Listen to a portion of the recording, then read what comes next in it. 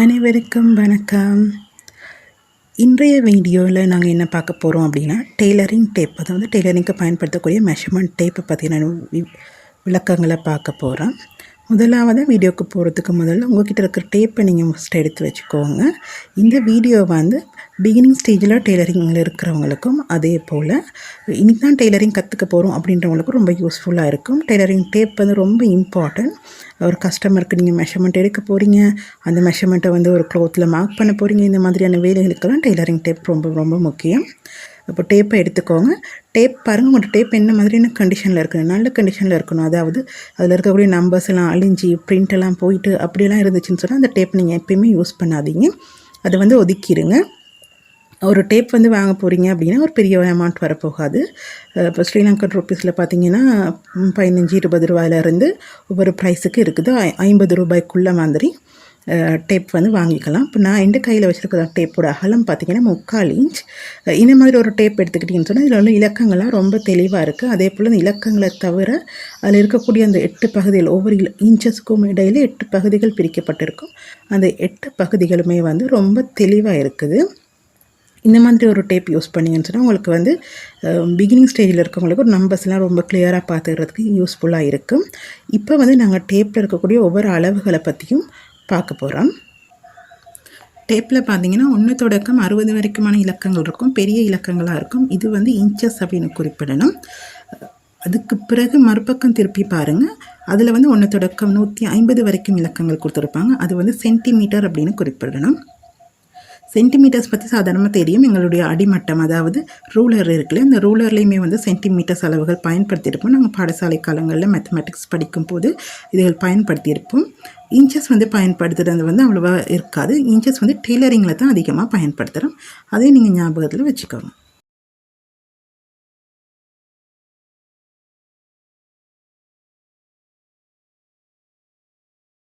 வெளிநாட்டு வீடியோஸ்கெல்லாம் tailoring videos நீங்கள் பார்க்கும்போது அவங்க வந்து சென்டிமீட்டர்ஸில் தான் அளவுகளை குறிப்பாங்க.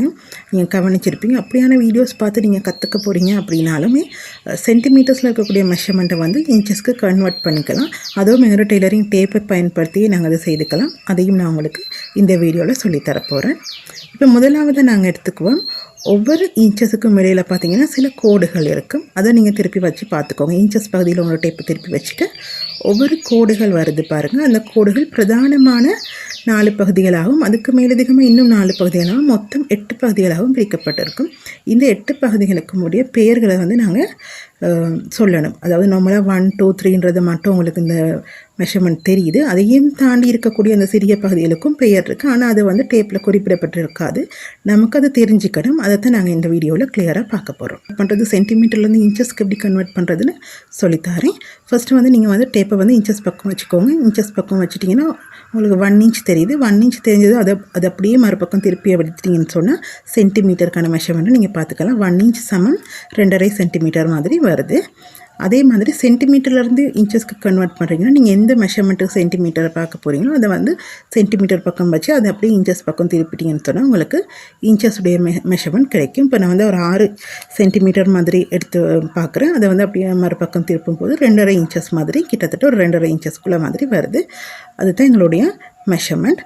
இந்த மாதிரி தான் நாங்கள் இன்ச்சஸ்லேருந்து சென்டிமீட்டருக்கும் சென்டிமீட்டர்லேருந்து இன்ச்சஸ்க்கும் கன்வெர்ட் பண்ணிக்கிறோம். இது வந்து ரொம்ப சிம்பிளான ஒரு மெத்தட். அடுத்து நாங்கள் வந்து இன்ச்சஸை பற்றி ரொம்ப விவரமாக பார்க்க போகிறோம்.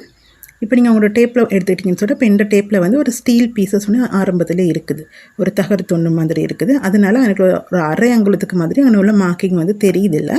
ஸோ அதனால் நீங்கள் வந்து உங்களோட டேப்லையும் அதே மாதிரி இருந்துச்சுன்னா முதலாவது இலக்கத்தில் இருந்து பார்த்துக்கோங்க. முதலாவது இலக்கத்தில் இருந்து 2வது இலக்கம் வரைக்கும் பாருங்கள். 8 பகுதிகள் பிரிக்கப்பட்டிருக்கும். அதுலேயும் பிரதானமான 4 பகுதிகள் இருக்குது. அது போக மேலதிகமாக இன்னும் 4 பகுதிகள் இருக்குது.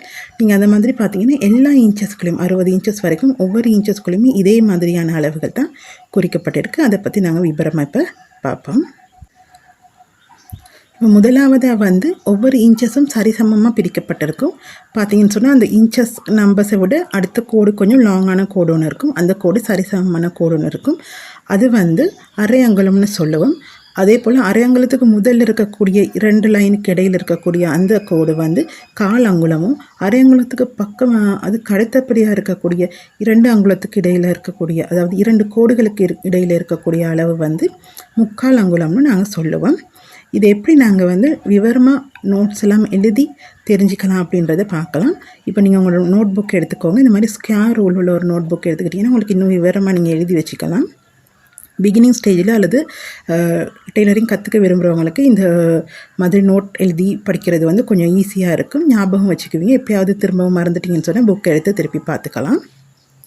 இப்போ வந்து நான் வந்து ஒரு கோடு போடுறேன். ஸ்கொயர் கவுண்ட் பண்ணி கோடு போட்டு 4 ஸ்கொயர் வந்து கவுண்ட் பண்ணி மேலேருந்து கீழே ஒரு கோடு போட்டுக்கொள்கிறேன். அதை அடுத்தது வந்து 0ன்னு மார்க் பண்ணிக்கிறேன். அதே போல் லெஃப்ட்லேருந்து ரைட் சைடில் நேர்கோடுன்னு போட்டுக்கிறேன். நேர்கோடு போட்டுட்டு அந்த ஒவ்வொரு ஸ்கொயரையும் வந்து 8 பகுதியில் பிரிச்சுக்கிறேன். 8 பகுதியில் பிரித்த இடத்துலேருந்து மறுபடியும் மேலேருந்து கீழே 4 ஸ்கொயர் கவுண்ட் பண்ணி ஒரு லைன் போடுறேன். அந்த லைனை வந்து நம்ம 1ன்னு எடுத்துக்கிறேன். அதுக்கு பக்கத்தில் இருந்து மறுபடியும் 8 ஸ்கொயர் கவுண்ட் பண்ணி மேலேருந்து கீழே ஒரு லைன் போடுறேன். அது வந்து 4 ஸ்கொயராக கவுண்ட் பண்ணி போடுறேன். அதையும் வந்து நான் நம்பர் 2 அப்படின்னு மார்க் பண்ணிக்கிறேன். இப்போ இதே மாதிரி தான் கண்டினியூவாக 60 இன்ச்சஸ் வரைக்குமே வரப்போகுது. இப்போ இதிலேருந்து 0லேருந்து 1 வரைக்கும் நாங்கள் வந்து மெயினான பகுதிகளை முதல்ல பார்ப்போம். முதலாவதாக வந்து இப்போ 4 இன்ச், பொதுவாக 8 இன்ச்சஸ் நீங்கள் 8 ஸ்கொயர் கவுண்ட் பண்ணியிருக்கிறீங்க.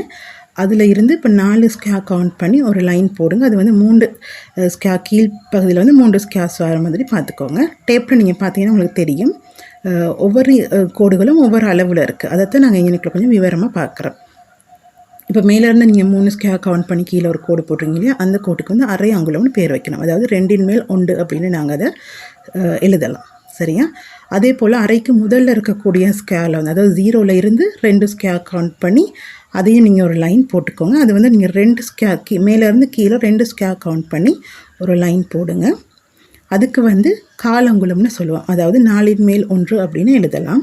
அதே போல் அரை அங்குலத்திலேருந்து பின்பக்கத்துக்கு இன்னும் 2 ஸ்கொயர் நீங்கள் கவுண்ட் பண்ணி மேலேருந்து கீழே 2 ஸ்கொயர் கவுண்ட் பண்ணி ஒரு லைன் போட்டுக்கோங்க.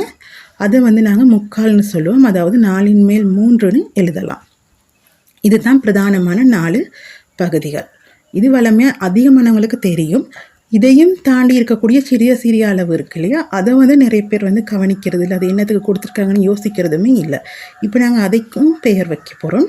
அதையும் பார்த்துக்குவோம். இப்போ பிரதானமான 8 பகுதிகளில் அதுக்கு நாங்கள் பெயர் வைக்க போகிறோம். முதலாவது, அதாவது 0லேருந்து முதலாவதாக இருக்கக்கூடிய பகுதிக்கு வந்து 8ன் மேல் 1ன்னு எழுதுகிறோம். 0லேருந்து 2ஆவதாக இருக்க பகுதிக்கு நாங்கள் ஏற்கனவே 1/4 அங்குலம் அப்படின்னு பெயர் குறிப்பிட்டிருக்கோம். அதே போல் 3ஆவதாக இருக்க பகுதிக்கு 8ன் மேல் 3 அப்படின்னு நீங்கள் பேர் குறிப்பிடுங்க. அதே போல் 4ஆவதாக இருக்கிறதுக்கு அரை அங்குலம்னு ஏற்கனவே நாங்கள் பேர் சொல்லிட்டோம். அதே போல் 5ஆவதாக இருக்கிறது 8ன் மேல் 5 அப்படின்னு எழுதணும். 6ஆவதாக இருக்கிறதுக்கு 3/4 அங்குலம்னு பெயர் குறிப்பிட்டிருக்கு. 7ஆவதாக இருக்கிறதுக்கு 8ன் மேல் 5 அப்படின்னு 8ன் மேல் 7 அப்படின்னு பேர் குறிப்பிடணும். இப்போது இது தான் வந்து ஒரு அங்குலத்துக்குள்ளே இருக்கக்கூடிய பிரதான பகுதிகள். இப்போ நாங்கள் இதை எப்படி வாசிக்கிறதுன்னு மறுபடியும் முதல்ல இருந்து கொஞ்சம் விரிவாக பார்க்க போகிறோம். முதலாவது 8ன் மேல் 1 அப்படின்னு வாசிக்கணும். அடுத்து 8ன் மேல் 3 அப்படின்னு வாசிக்கணும். அடுத்து 8ன் மேல் 5 அப்படின்னு வாசிக்கணும். அடுத்து 8ன் மேல் 7ன்னு வாசிக்கணும். அடுத்து முதலாவது இலக்கத்தில் இருந்து அடுத்தடுத்து வரக்கூடியதுகளை நாங்கள் எப்படி வாசிக்கணும் அப்படின்னு பார்க்கலாம். இப்போ 1 8ன் மேல் 1 அப்படின்னு வாசிக்கிறோம். அடுத்து 1 8ன் மேல் 3 அப்படின்னு வாசிக்கிறோம். அடுத்து 1 8ன் மேல் 5 அப்படின்னு வாசிக்கணும். அடுத்து 1 8ன் மேல் 7 அப்படின்னு வாசிக்கிறோம். அதே போல் நான் இன்னொரு இலக்கத்திலேருந்து ஆரம்பிக்கிறேன். அதாவது 7ஆம் இலக்கத்திலேருந்து ஆரம்பிக்கிறேன். அதையும் கொஞ்சம் விரும்ப பார்த்துக்குவோம். 7 8ன் மேல் 1, 7 8ன் மேல் 3, 7 8ன் மேல் 5, 7 8ன் மேல் 7 இந்த மாதிரி வாசிக்கிறோம். அடுத்து நாங்கள் 1/4 அரை 3/4 அதையும் கொஞ்சம் பார்த்துக்குவோம். இப்போ 9ஆவது அங்குலத்திலேருந்து நாங்கள் அதை பார்க்க போகிறோம். 9 1/4, 9 அரை, 9 3/4 இந்த மாதிரி தான் வாசிக்க போகிறோம். இப்போ இன்னும் கொஞ்சம் உங்களுக்கு தெளிவான ஒரு விளக்கம் கிடைக்கணும், இதெல்லாம் நாங்கள் ஏன் இப்படியான இலக்கங்கள் இருக்குது அப்படின்றதுக்காக ஒரு தெளிவான விளக்கத்தை நான் இன்னொரு வட்டம் ஒன்று வரைஞ்சி அதை உங்களுக்கு நான் விரிவாக விளங்கப்படுத்த போகிறேன். சரியா? இப்போ நான் அப்படி ஒரு வட்டம் வரைகிறேன். வரைஞ்சிட்டு அதை வந்து 4 சம பகுதிகளாக, பிரதானமான 4 சம பகுதிகளாக பிரிக்கிறேன். சரியா? இப்போ இந்த பிரதானமான 4 பகுதிகளில் இருந்து ஒரு பகுதியை நான் வந்து கலர் பண்ணுறேன். இப்போ நிலற்றப்பட்ட ஒரு பகுதி இருக்குது, மீதமாக இருக்க 3 பகுதி இருக்குது. அப்போ நாங்கள் மொத்தமாக 4ன் மேல் 1ன்னு எழுதுவோம். இதை வந்து நாங்கள் ப்ரைமரி ஸ்கூல்லேயே நாங்கள் படிச்சிருப்போம். மேத்தமேட்டிக்ஸில் வந்து ப்ரைமரி கிளாஸ்லேயே இது எல்லாமே எங்களுக்கு தெளிவாக சொல்லி கொடுத்துருப்பாங்க. ஆனால் நிறைய பேர் அதை மறந்துடுவோம். சரியா? இப்போ நான் அதை வந்து 4ன் மேல் 1ன்னு எழுதுறதை வந்து நாங்கள் கால் அப்படின்னு பெயர் குறிப்பிடுவோம். அடுத்து 2 பீஸை வந்து நாங்கள் கலர் பண்ணணும்னு சொன்னால் அந்த 2 பீஸ் வந்து முழு வட்டத்தோட பாதியாக இருக்கிறதால 2ன் மேல் 1 அப்படின்னு எழுதுவோம். சரியா? அதை வந்து அரை அல்லது பாதி அப்படின்னு நாங்கள் சொல்லலாம். அதே போல் 3 பகுதியும் கலர் பண்ணினோம்னு சொன்னால் 4ன் மேல் 3ன்னு எழுதுவோம். இது வந்து நாங்கள் வளமையாக படிச்சிருக்கிறது தான். இப்போ முழு வட்டத்தை 1ன்னு சொல்லுவோம். சரியா? இதே ஒரு ஃபார்முலா தான் இந்த டேப்லேயும் வந்து பிரதானமான 4 பகுதிகளாக பிரிக்கப்பட்டிருக்கு. அதையும் தாண்டி இந்த வட்டத்தை நாங்கள் வந்து இன்னும் 4 பகுதிகளாக பிரித்தோம்னா மொத்தம் 8 பகுதிகள் ஆகிரும். இப்போ பிரதானமான 4 பகுதிகளுக்கு நாங்கள் ஏற்கனவே பேர் கொடுத்துட்டோம். இப்போ மீதம் இருக்கக்கூடிய 8 பகுதிகளுக்கு வந்து சாதாரணமான இப்போ நாங்கள் அரை, கால், முக்கால்னு சொன்ன மாதிரி ஒரு பேர் குறிப்பிட முடியாது. அதைத்தான் வந்து 8ன் மேல் 1, 8ன் மேல் 3, 8ன் மேல் 5, 8ன் மேல் 7 இந்த மாதிரி நாங்கள் கொடுக்குறோம். அதாவது வட்டத்தில் ஒரு பகுதி மாத்திரம் 8ல் ஒரு பகுதி நிலற்றப்பட்டிருந்த 8ன் மேல் 1ம், 3 பகுதி நிலற்றப்பட்டிருந்த 8ன் மேல் 3ம், 5 பகுதி நிலற்றப்பட்டிருந்த 8ன் மேல் 5ம், 7 பகுதி நிலற்றப்பட்டிருந்த 8ன் மேல் 7ம் இந்த மாதிரியான பின்னங்கள் வந்து நாங்கள் ஸ்கூலில் ப்ரைமரியில் படிச்சிருப்போம். அந்த ஃபார்முலா தான் இந்த இன்ச் டேபுக்குள்ளேயும் இருக்குது. சரியா? இதை வந்து நாங்கள் முழுவதுமாக விளக்கமாக பார்த்துட்டோம். இப்போ நான் இதை இவ்வளோ தூரம் விளக்கப்படுத்துறதுக்கு மிக முக்கியமான காரணம் வந்து என்னுடைய ஸ்டூடெண்ட்ஸ், என்கிட்ட கிளாஸுக்கு வர என்னுடைய ஸ்டூடெண்ட்ஸ் ஆரம்பத்தில் மெஷரிங் டேப்பை பற்றி இந்த மாதிரி விரிவாக படிப்பிக்கும் போது கொஞ்சம் கன்ஃபியூஸ் ஆகிடுவாங்க. கால், அரை, முக்கால் கூட குறிக்கிறது கொஞ்சம் கன்ஃபியூஸ் பண்ணிடுவாங்க. அதனால தான் அவங்களுக்கு வந்து நோட் புக்கில் இந்த மாதிரி விரிவாக படம் வரைஞ்சி கொஞ்சம் விளக்கமாக இந்த மாதிரி எக்ஸ்பிளைன் பண்ணுவேன். அதே மெத்தடை தான் நான் அவங்களுக்கும் இன்றைக்கி எக்ஸ்பிளைன் பண்ணியிருக்கிறேன். இந்த மாதிரி என்னோடய ஸ்டூடெண்ட்ஸ் மாதிரி நிறைய பேர் இந்த வீடியோ பார்த்துட்ருப்பீங்க. என்னுடைய ஸ்டூடெண்ட்ஸ் மாதிரி நிறைய பேர் இந்த வீடியோ பார்த்துட்ருப்பீங்க. உங்களை எல்லாருக்குமே இது யூஸ்ஃபுல்லாக இருக்கும் அப்படின்றதுக்காகத்தான் இந்த அளவுக்கு விளக்கமாக இந்த வீடியோவை நான் மேக் பண்ணியிருக்கிறேன். ஓகே, அடுத்து வந்து மெஷரிங் டேப்பை பயன்படுத்தி எப்படி நாங்கள் மெஷர்மெண்ட்ஸில் குறிக்கலாம் அப்படிங்கிறதுக்காக ஒரு எக்ஸாம்பிளுக்கு நான் ஒரு 3-4 மெஷர்மெண்ட்ஸ் மாதிரி உங்களுக்கு இப்போ தரப்போகிறேன். அதை நான் குறித்து காட்டுறேன். அதே மாதிரி நீங்களும் ப்ராக்டிஸ் பண்ணுங்கள். ஓகேயா? இப்போ வந்து 3.25 வந்து நான் புக்கில் மார்க் பண்ணுறேன். ஒரு பாயிண்டில் வந்து டாட் ஒன்று வச்சுக்கிறேன். அந்த இடத்துல இருந்து 3.25 வந்து குறிக்கிறேன். இப்போ பாருங்கள், நான் இந்த இடத்துல 3.25 குறிக்கிறேன்னு தெளிவாக பார்த்துக்கோங்க. அதே மாதிரி அதுக்கு அடுத்ததான் ஒரு பாயிண்ட்லேருந்து 4 அரை குறிக்கிறேன். அதையும் நீங்கள் தெளிவாக பாருங்கள். அதே போல் 5 8ல் 1 8ல் 1ஐயும் நான் குறிக்கிறேன். அதையும் நீங்கள் மிக தெளிவாக பார்த்துக்கோங்க. அதே போல் 4.25 நான் குறிக்கிறேன். அதையும் மிக தெளிவாக நீங்கள் பார்த்துக்கோங்க. இதே மாதிரி நீங்களும் ப்ராக்டிஸ் பண்ணுங்கள். உங்களுக்கு புக்கில் ப்ராக்டிஸ் பண்ணலாம், அல்லது ஏதாவது வேஸ்ட் பேப்பர்ஸ், வேஸ்ட் க்ளோத் அந்த மாதிரி இருந்தால் நீங்கள் டேப் எடுத்து வச்சு இந்த மாதிரி மெஷர்மெண்ட்ஸ் கொஞ்சம் நீங்கள் மார்க் பண்ணிக்கோங்க. அந்த மாதிரி ப்ராக்டிஸ் பண்ணுங்கள். உங்களுக்கு இன்னும் கொஞ்சம் எக்ஸாம்பிளுக்கு, அதாவது ஹோம்ஒர்க் மாதிரி நான் ஒரு சில மெஷர்மெண்ட்ஸ் தாரேன். இதையும் வந்து நான் ஸ்க்ரீனில் போடுறேன். அதை வந்து நீங்கள் பார்த்து மார்க் பண்ணி ப்ராக்டிஸ் பண்ணுங்கள். சரியா? இப்போ நான் அந்த மெஷர்மெண்ட்ஸுகளை சொல்கிறேன். அதே போல் ஸ்க்ரீன்லேயும் போடுறேன். அதை நீங்கள் ஸ்க்ரீன்ஷூட் பண்ணி எடுத்துக்கிட்டு கூட நீங்கள் ட்ரை பண்ணி பார்க்கலாம். ஓகேயா?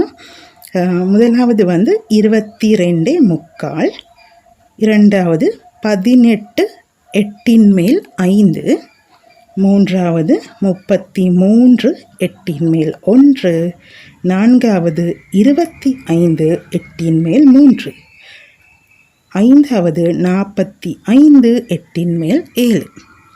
இந்த அளவுகளெல்லாம் குறித்து ப்ராக்டிஸ் பண்ணுங்கள். இன்னும் டெய்லரிங் டேப்பில் ஒரு சில விஷயங்கள் இருக்குது. அதாவது மெஷர்மெண்ட் எப்படி எடுக்கிறது ஒரு பாடியில், அதே மாதிரி மெஷர்மெண்ட் எடுத்ததை வந்து நாங்கள் எப்படி கேல்குலேட் பண்ணுறது, டேப் யூஸ் பண்ணி எப்படி கேல்குலேட் பண்ணுறது, இந்த மாதிரியான விஷயங்கள்லாம் இருக்குது. தொடர்ச்சியாக என்னுடைய சேனலோட இணைஞ்சிருங்க. உங்களுக்கு தொடர்ச்சியான இந்த மாதிரியான யூஸ்ஃபுல்லான டெய்லரிங் டிப்ஸ் வரும். ஓகே, தேங்க்யூ, பாய்.